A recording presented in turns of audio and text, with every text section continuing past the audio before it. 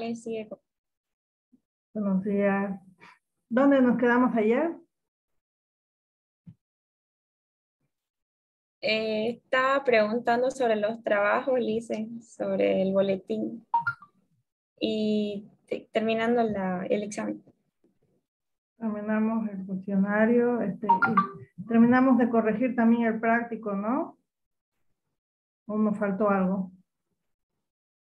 Solo el boletín nos faltaba. Bueno, el boletín ya lo vamos a ver desde la próxima semana. Ya. Entonces, vamos a hacer el día de hoy. Vamos a ir un poco como el cangrejo, ¿ya? Ya que no tenemos un grupo que nos haga lo que es el boletín buenos días, el boletín de lo que es la pedagogía de la esperanza de Paulo Freire. Entonces vamos a ir viendo justamente eso, ¿ya?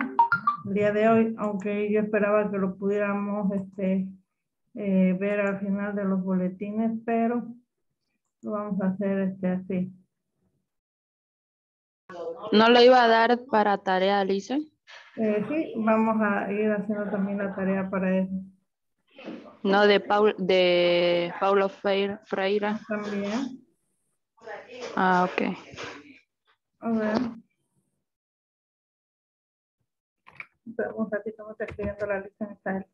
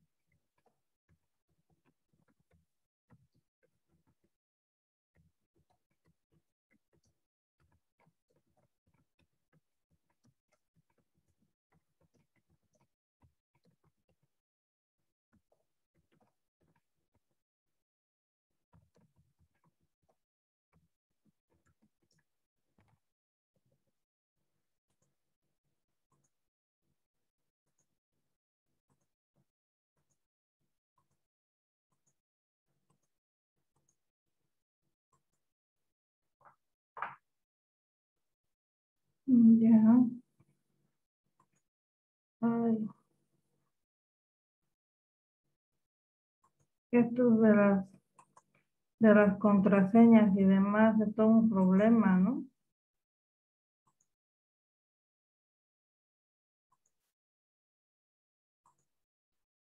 Sí, Lice.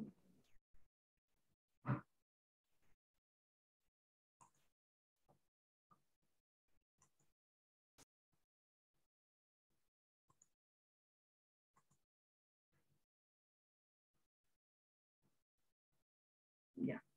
Ok. Seguiremos. Seguiremos.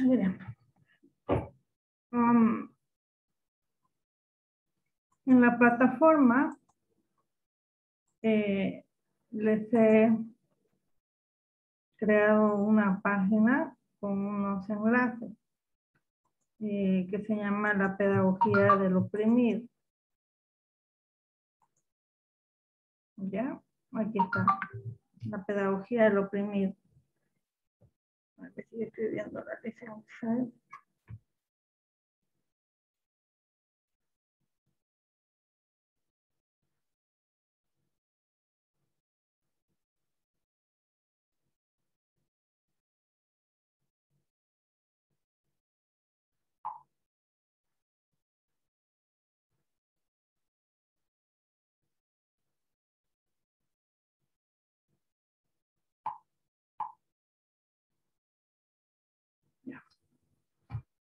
Vamos a ver lo que es la pedagogía del oprimido.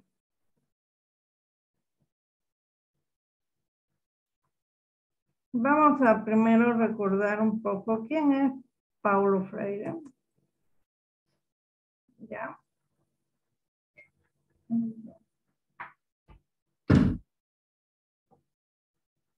Paulo Freire es latinoamericano.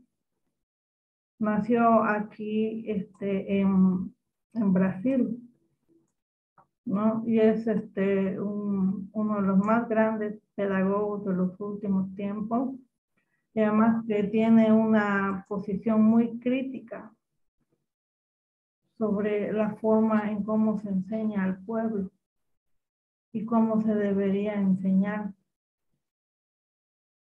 Lamentablemente, la política es tan inescrupulosa que toma las ideas de estas personas pensadoras y hacen una pseudo bandera, ¿no?, del pensamiento y los aportes de estos educadores, cuando en el discurso está muy bonito, pero en la práctica nada está más lejos de la verdad. Vamos a ver. Vamos a darle un poquito más de zoom.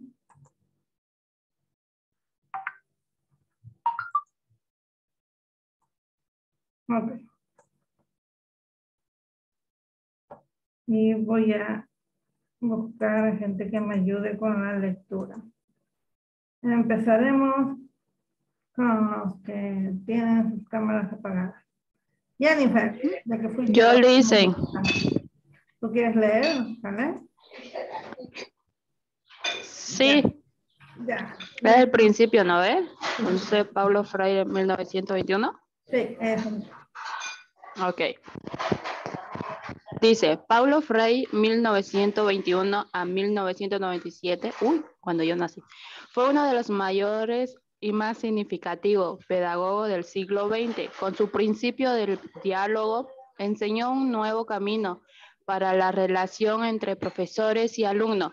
Sus ideas influenciaron e influencias los procesos democráticos por todo el mundo. Fue el pedagogo del oprimido y en su trabajo transmitió la pedagogía de la esperanza, influyó en las nuevas ideas liberadoras en América Latina y en la teología de la liberación, en las renovaciones pedagógicas europeas y africanas, y su figura se referente constante en la política liberadora y en la educación. Fue emigrante y exilado por razones políticas, por causas de las dictaduras. Por mucho tiempo su domicilio fue el Consejo Mundial de la Iglesia en Ginebra, Suiza. Gracias. Entonces, como vemos, este personaje nace en una época bastante tumultuosa en Latinoamérica, como es las dictaduras, ¿no? Y bueno, y ante su pensamiento crítico de la pedagogía y la esperanza, y el hecho de que tiene que salir escapando de su país e irse a refugiar en un lugar neutro donde no puedan ingresar, le hace escribir la pedagogía del oprimido, ¿no? Entonces la pedagogía del oprimido da referencia a que básicamente no puede protestar. Pero vamos a conocer más de él. Ahora sí, Jennifer. Listen. Leamos la biografía de Paulo Freire. Ya. Nació en Recife. Normal. Eso, Recife. Brasil en 1921, en 1947 fue director de Departamento de Educación y Cultura del Servicio Social de la Industria. Estudió letras y se doctoró en 1959 en Filosofía e Historia de la Educación de la tesis Educación y Actualidad Brasileña, en la que se sientan las bases de sus métodos, según el cual todo proceso educativo debe partir de la realidad que rodea a cada individuo. En los años 50 perteneció al primer Consejo Estatal de Educación de Pernambuco. En 1961 fue nombrado director del Departamento de Extensión Cultural de la Universidad de Recife. En 1963 puso en práctica su primera experiencia educativa de grupo dentro de la campaña nacional de alfabetización, consiguiendo la alfabetización de 300 trabajadores rurales en mes y medio. Fue acusado por la oligarquía y por ciertos sectores de la iglesia de agitador político. Como consecuencia del golpe militar de 1964, debió abandonar su actividad calificada de subversiva y buscó refugio en Chile, donde participó en diversos planes del gobierno democristiano de Eduardo Frei, como el programa de educación de adultos del Instituto Chileno para la Reforma Agraria, ICIRA. En Chile escribe Pedagogía de Oprimido, cuyo contenido desagrado al gobierno de Santiago. Profesor de la Universidad de Harvard, colaboró con los grupos dedicados a la reforma educativa en los ámbitos rurales y urbanos. En 1970 se trasladó a Ginebra, Suiza, donde trabajó en los programas de educación del Consejo Mundial de las Iglesias. Después de 16 años de exilio, en 1980 volvió a Brasil, impartiendo docencia en la Universidad Estadual de Campinas y en la Pontificia Universidad Católica de São Paulo, ciudad esta última de la que fue secretario de Educación. En 1986 recibió el Premio Internacional Paz y Educación de la UNESCO. Fue investigado doctor honoris causa por una veintena de universidades de todo el mundo. Ok, muchas gracias. Bueno, acá nos hacen básicamente una biografía un tanto escueta, ¿no? de lo que es la vida de Paulo Freire, porque ahí, por ejemplo, en las otras biografías en donde están mucho más completas, nos habla de su sentir, ¿no? De por qué él se dedica a la educación, qué es lo que lo motiva a escribir estas pedagogías. Como ven, es una persona él que se dedicó a la alfabetización de adultos, ¿no? Él es una persona que para él todo principio de cambio era concebido en la educación, ¿no? Y tenía que ser mantenido durante la educación, y para que el pueblo pudiera acceder a una mejor calidad de vida tenía que estar alfabetizado. Tomamos en cuenta de que Brasil tuvo y tiene una de las más grandes tasas de analfabetismo, ¿no? En donde hay bastantes personas en ese contexto en que no pueden ingresar a recibir una educación, ¿no? Los niveles de pobreza y de desigualdad social en Brasil, porque también nos habla de una desigualdad social en otras de sus obras, son muy marcados, ¿no? En donde ahí vemos barrios sumamente lujosos, con mansiones lujosas, y ahí está por el otro lado el contraste, ¿no? De la favela, lugares así muy peligrosos, en donde reside lo que es la miseria, el analfabetismo, la violencia, el narcotráfico, la delincuencia, donde parece ser tierra de nadie, ¿no? Donde ahí la policía no puede entrar, lo que tienen que entrar son grupos especiales y militares. Entonces, esa es una realidad en la cual criticaba igual la vida del obrero, ¿no? Vamos a ver si hay videos de la época, que son videos así que han tenido que tratar de salvarlos, editarlos, en donde él habla, ¿no? De cómo es que le llegan esas ideas, esas inspiraciones. Pero el mismo hecho de que él se dedique a alfabetizar a las personas, y no solamente se dedicaba a alfabetizar a las personas, de decir, repitan, escriban, no, no.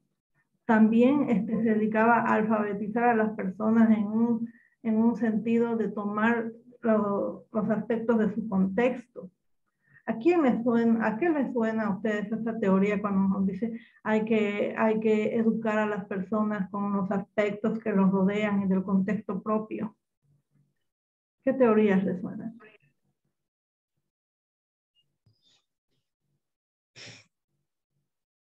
¿Quién nos habla del contexto? ¿La escuela nueva? Ya, y dentro de la escuela nueva, ¿quién nos habla del contexto significativo? Lo de los aprendizajes significativos. Dicen, Ausubel. Ausubel nos habla, pero también Levi Bosque, ¿no? Entonces, él básicamente es como que va reforzando, ¿no? Estas teorías y las va poniendo en práctica en un contexto totalmente desfavorecido. Vamos a seguir con nuestras lecturas. Sigamos con las que siguen con su cámara apagada. Ana Vivian.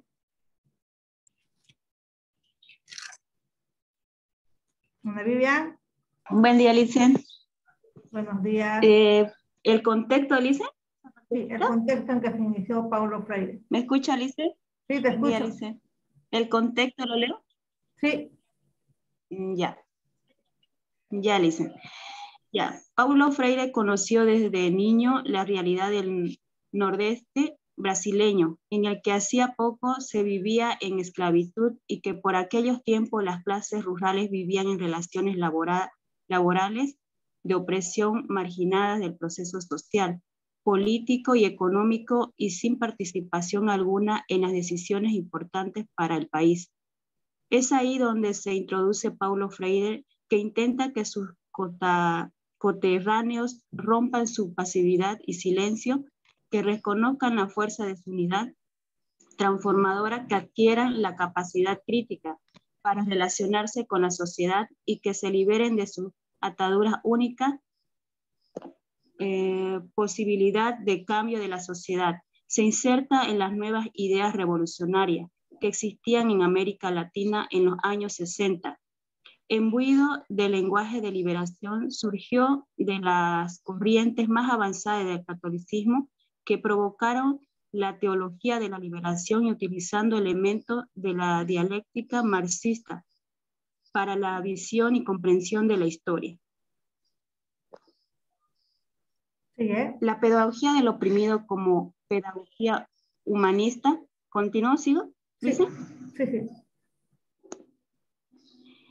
Y liberadora tendrá pues dos momentos distintos, aunque interrelacionados. El primero en el cual los oprimidos van desvelando el mundo de la opresión y se van comprometiendo en las praxis con su transformación, y el segundo, y en que una vez transformada la realidad opresora, esta pedagogía deja de ser el oprimido y pasa a ser la pedagogía de los hombres en proceso de permanente liberación. Paulo Freire.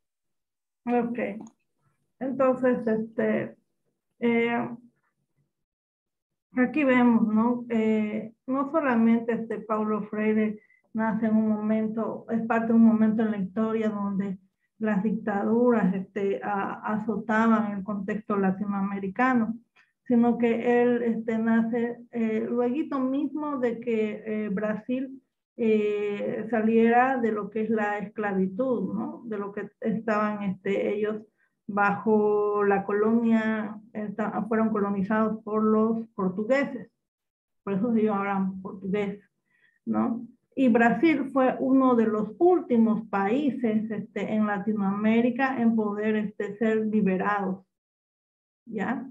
Como ven, no hacen ni 100 años, ¿no? Entonces, y bueno, y ni bien ellos consiguen su independencia, dejar de ser colonia para ser una república, ¿no? O creo que en este sentido ya son un estado o algo así.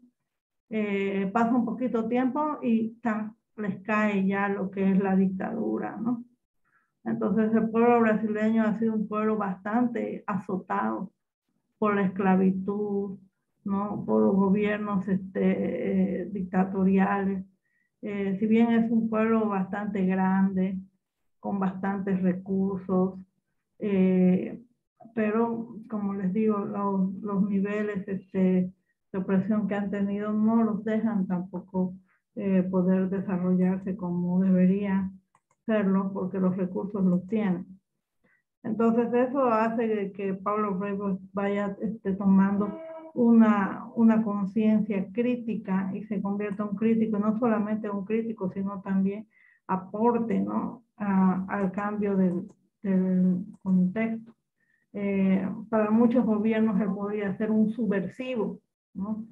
Subversivo es aquel que va siempre en contra de las leyes, de las normas, ¿no? Aquel que dice que no las va a acatar y que no tiene por qué acatarlas. Eso es muy diferente a ser terrorista. Ya, vamos a aclarar eso. ¿No? Subversivos, podemos tener el derecho a ser subversivos todos, ¿no? Pero el terrorismo es diferente a ser subversivo. Vamos a seguir con nuestras lecturas. Entonces, María Belén Mejía, por favor me lees el pensamiento de Paulo Freire y la deshumanización, ¿ya? Ya, Lisa. El pensamiento de Paulo Freire. Paulo Freire se ocupó de los hombres y mujeres no letreados, de aquellos llamados los desarrapados del mundo, de aquellos que no podían construirse un mundo de signos escritos y abrirse otros mundos, entre ellos el mundo del conocimiento, que era sistematizado, y el mundo de la conciencia, que era lo crítico. Porque para Freire el conocimiento no se transmite, se está construyendo. El acto educativo no consiste en una transmisión de conocimiento, es el goce de la construcción de un mundo común. Juan Manuel Fernández Moreno. Deshumanización. La deshumanización es la consecuencia de la opresión y afecta a los oprimidos y a quienes oprimen. Los oprimidos en reacción con los opresores y a quienes idealizan, desean convertirse a su vez en opresores. Es una gran contradicción que desafía al oprimido proponiéndole una nueva fórmula, transformarse en los restauradores de la libertad de ambos. De esta forma, debería nacer un hombre nuevo que supere la contradicción, ni opresión ni oprimido, un hombre liberándose, humanizándose. Gracias. Entonces, cuando Paulo Freire nos habla de que la educación no debería ser transmitida, sino que debería ser construida, ¿a qué teorías y autores les recuerda a ustedes eso?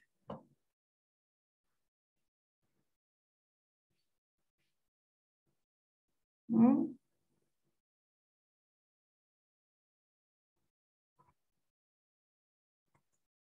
Ya pues, chicas, qué barbaridad. Listen, yo lo podía relacionar, ¿no? Creo que va mucho de la mano también con las teorías de Piaget, también por el constructivismo, ¿no? Y Exacto. también, ¿no? Que nos habla justamente de la construcción, ¿no? Constructivismo. Entonces, al igual que Vygotsky. ¿ah? Al igual que Vygotsky, ¿no dicen? Al igual que Vygotsky, ¿no? Entonces él hace una fuerte crítica a la educación brasilera, ¿no? Y no solamente se queda en eso, sino que también analiza su realidad, ¿no? En este deseo, ¿no? De que o eres oprimido o eres opresor. Los oprimidos desean ser opresores, ¿no? y ese es su más grande anhelo. Sin embargo, él nos habla de humanizar, gente que liberar al hombre, que no tenga solamente esas dos opciones de ser oprimido o ser opresor. Por ejemplo, y eso es algo que dirán, ay, qué barbaridad que piensen así, ¿no? Pero si nos ponemos a analizar en nuestro contexto, en nuestra realidad, es un pensamiento bastante común, ¿no? Porque uno que dice, no, yo quiero estudiar para tener mucho dinero, ¿no? Y lamentablemente el tener mucho dinero, muchas veces, ¿cómo se obtiene? ¿No? Hay, por ejemplo, una crítica, dice que detrás de una mujer realizada existe una mujer oprimida, vamos a ver. Y yo digo, ¿y cómo es eso? Pues para que una mujer se realice necesita estudiar, necesita salir. Pero, ¿y quién hace las labores de casa? Su empleada. Muchas veces su empleada mal pagada. ¿Quién cuida a sus hijos? Su niñera. Muchas veces su niñera mal pagada, ¿no? Entonces, y la cocinera y todo aquello, ¿no? Entonces, a veces para que una mujer surja necesita por lo menos entre 1 a 4 mujeres que estén en situación de desventaja. Y esa, digamos, es una fuerte crítica, ¿no? Aunque, bueno, los tiempos van cambiando y ahora si uno quiere tener una empleada, ya básicamente es pagar el sueldo básico, del sueldo básico un poquito más allá, ¿no? Y eso, ¿cuánto gana una cocinera trabajando desde las 8 de la mañana hasta las 4 de la tarde? Unos 2.400, más o menos, 2.300. No cualquiera ya puede pagar ese sueldo, ¿no? ¿Cuánto gana una niñera? Peor si es cama adentro. Tendría que pagársele más, pero las niñeras son las peores pagadas en ese sentido. Ahí les comento, yo conocí una experiencia cuando yo estudiaba en la Católica. Teníamos compañeras y a mí me llamaba la atención porque era una chica de una procedencia bastante humilde. Dice, ¿cómo podía estar estudiando en la Católica? Ha sido ser becada, pero no era becada. Ella fue a pedirle trabajo a una señora, la señora la fue y la buscó, algo así fue la historia. Y tenía 2 niños, y la señora era muy adinerada. Y ella le dijo que quería hacer ella, le dijo que ella quería estudiar, que ya había terminado el bachiller. Ya le dijo, ¿qué querés estudiar? Yo quiero estudiar algo relacionado con la educación, que más acá. Ya, pero no vas a ir a estudiar a la Gabriel Fernández Moreno porque ahí tienen horarios muy incómodos. Yo te voy a pagar la Católica. Imagínense. Y yo te voy a pagar la Católica, vas a vivir acá en mi casa, yo te voy a dar todo y vos te vas a encargar todo el día de mis hijos. Además de eso me vas a sacar buenas notas. ¿En qué tiempo vas a trabajar y estudiar? No lo sé, pero vos lo vas a hacer. Ya. Entonces, en los chicos en las mañanas estaban en el colegio, pero en la tarde había que llevarlos a clase de natación, clase de básquet, clase de ballet, clase del otro, cumpleaños de tal, ir a comprar esto, era como ella estaba ahí sentada. En las noches ya tenía para estudiar. Hacer tareas en las madrugadas, porque las clases terminaban 10, 10 y media de la noche. Hasta que ella llegue a la casa, ya se hacía más o menos 11, algo, 11 y media. Se siente, eran las 12 de la noche. Y tenía que hacerlo a las 2, 3 de la mañana. Al otro día, 6 de la mañana, ya tenía que estar de pie porque había que cambiar a los chicos y alistarlos pues darle su desayuno y llevarlos al colegio. Porque esas cosas no las hacía la mamá, las tenía a ella. La mamá estaba para hacer otras cosas, ¿no? Y bueno, lo dejaba y luego creo que volvía y empezaba a acomodar camas, ropa, dormía un poco, hacía un poco más de tarea y al mediodía ir a recoger a los chicos. Y así fue estudiando. No supe si se graduó o no, yo le perdí el rastro porque salí mucho antes. Pero me parecía interesante lo que ella contaba. ¿Qué les parece? ¿No? No cualquiera hace ese oficio, Lisa. Es muy duro, la verdad. Es duro. Es muy valiente la señora. Es duro, pero por ejemplo, en ese tiempo, ¿cuánto era la mensualidad? Pagábamos $130. $130 equivalía a cerca de 2,000 bolivianos, ¿no? Y ahora, o sea, devaluado tanto, o unos 1,500, 1,600, cerca de eso estaban los $130 mensuales, ¿no? Eso era lo que la señora pagaba a la universidad. Claro que aparte de eso, le daban para su micro, para un montón de cosas y todo aquello, ¿no? Aún así era un trabajo bien duro, ¿no? Pero bueno, ellas hicieron ese trato. ¿Sería justo? ¿Sería injusto? Bueno, pues no lo sé, pero estaba estudiando en una muy buena universidad, ¿no? Y bueno, sigamos. Entonces nos habla justamente de la deshumanización. ¿Qué podemos aspirar nosotros, los seres humanos? Cuando tú le preguntas a un muchacho, ¿qué quieres? Cuando sea grande, ¿qué quieres? Yo quiero ser rico. Quiero tener harta plata. No.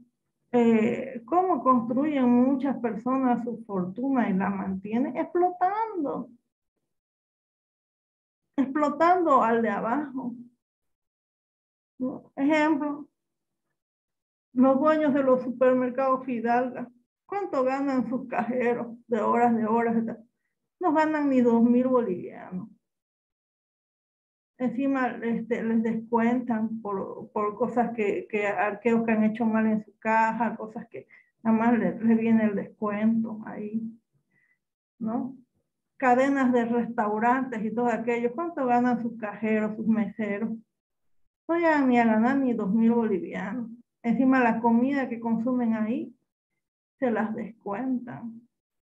Se las dan Sí, más barato. A ver. eso sí es cierto, Lice. Yo estuve trabajando por un tiempo en Dumbo Yo peor todavía. y se ganaba así 4.50 semanal era. Y era de las 6 de la mañana, 6:30 la entrada. Mínimo era a las 3:30, pero no salíamos a las 3:30, salíamos a las 5 o 6. Y encima les robaban tiempo, encima les pagaban. ¿Cuánto ganan las chicas que están en los surtidores de las gasolinerías? Creo que ni 1,000 bolivianos. Encima las pistas están ridículamente a las pobres. Imagínate estar tantas horas ahí atendiendo la gasolinería y con unos tacangos para, pues, Con falda, Lisa. Pues, ni las azafatas de la feria están tantas horas paradas con esos tacos y esas ganan bien, ¿no? Entonces, y estamos hablando de cadenas de comida, de supermercados, de gasolinería, gente que a cada hora va haciendo. Gente que al terminar el día factura miles, ¿no? ¿Y cómo les pagan a sus empleados? ¿Puede una persona progresar, una familia progresar con esto? No, no puede. No puede, eso no es vivir, es sobrevivir, es malvivir. Con 2,000 bolivianos no sale adelante una familia menos, con menos de 2,000 bolivianos tampoco, ¿no? Una persona, para vivir en lo justo, se necesita un salario básico, pero en lo justo, sin ningún lujo, ¿no? Una familia ahora para poder vivir dignamente, tranquilamente, necesita como un ingreso de 6.000 bolivianos. Y para pagar todo aquello, ¿no? Yo, por ejemplo, saco mi cuenta para poder pasarla bien al mes, yo necesito hacer 6.000 bolivianos. Porque si no, ya sé que voy a tener deudas para el siguiente mes, ¿no? Y hay meses en que hago 4.000, hay otros meses en que hago 5.000, hay otros meses en que hago 6.000. En los buenos tiempos hacía hasta 11.000, ¿no? Pero eso de que cayó la pandemia y todo, todos nos fuimos para abajo, ¿no? Entonces, y yo soy dos, ¿no? Yo y mi hija.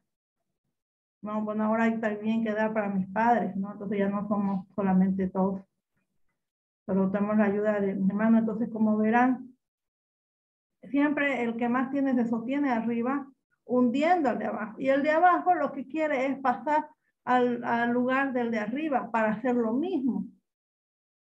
Pero yo digo, ¿cómo vas a aspirar a querer hacer lo mismo de donde vienes y sabes lo que es el sufrimiento que tienes? Debería haber otra opción. Y de eso nos habla Paulo Freire, de haber otra opción de liberar al hombre, que no solamente tenga dos opciones, ¿no? Entonces, cuando nosotros escuchamos ese pensamiento, yo quiero ser rico y tener mucha plata, pues esos serían pensamientos que dan pena. Los chicos que quieren ser youtubers y ganar mucha plata de eso, ¿no? Youtuber haciendo estupideces en las redes sociales o armando escándalos o enchutándose, ¿no? O haciendo alguna cosa fuera del marco de la ley, y por eso la gente agarre y vea eso y vaya recibiendo, o sea, engrosando las filas de la ignorancia y de la mediocridad, ¿no? Pero casi toditos, tú les preguntas a niños de 10, 11 años que quieren hacer cuando sea grande, casi toditos, ninguno te dice yo quiero ser médico, quiero ser ingeniero petrolero, quiero ser abogado, arquitecto, bioquímico, ¿no? Ahora en este tiempo de pandemias y de enfermedad deberían brotar los médicos, los bioquímicos, ¿no? Los que hacen la parte esta de análisis, los ecografistas, ¿no? Los instrumentistas quirúrgicos, etcétera, ¿no? Porque son de estas personas las que vamos a necesitar de aquí en adelante, de todas las especialidades médicas.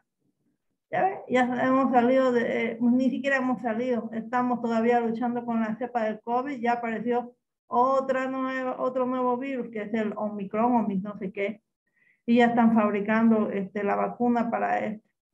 O sea que nos acostumbraremos a extender el bracito. Esta tercera dosis es apenas el comienzo. Yo creo que al final de nuestros días llegaremos a 100 dosis, 200 dosis, 300 dosis. ¿Qué será de nuestro cuerpo? ¿Qué nos estarán poniendo? ¿Cómo serán los años? No lo sé. Desde hoy se ha habilitado la vacuna para los niños también. Ay, eso es un dilema. Como les digo, las vacunas solamente pueden ser probadas en poblaciones de 30 para arriba, no de 30 para abajo. No se conoce sus efectos, pero los vamos a conocer de aquí a unos meses. ¿Qué tal le cayeron a los niños? De que somos ratas de laboratorio, somos ratas de laboratorio. Este es el experimento más grande que se ha dado en la historia de la humanidad, ¿no? Nunca se había experimentado tan grande.